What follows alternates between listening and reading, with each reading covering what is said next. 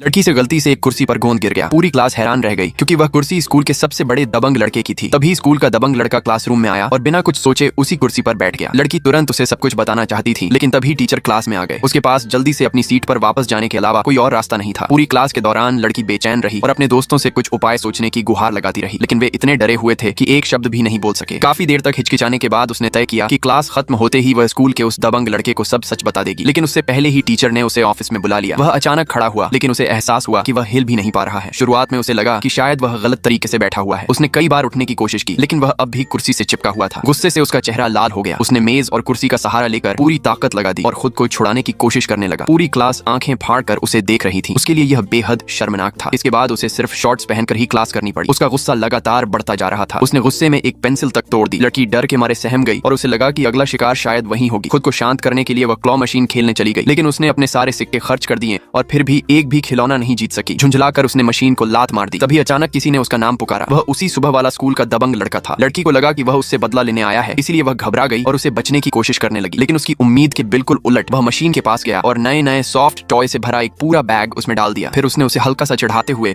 कुछ बातें कहीं और अपनी मोटरसाइकिल पर बैठकर वहां से चला गया। लड़की ने मुड़कर क्लॉ मशीन की ओर देखा। उसके ऊपर एक छोटा सा सफेद भालू रखा हुआ था। उसी पल उसे लगा कि शायद स्कूल का वह दबंग लड़का उतना बुरा नहीं था जितना लोग उसके बारे में कहते थे। लेकिन लड़की यह नहीं जानती थी कि वह दबंग लड़का भी उसे चुपके से देख रहा था। वह उसकी तस्वीर को निहार रहा था और वह छोटा सा सफेद भालू अब उसके बिस्तर पर रखा हुआ था। उसे देखकर उसके होंठों पर हल्की सी मुस्कान आ गई।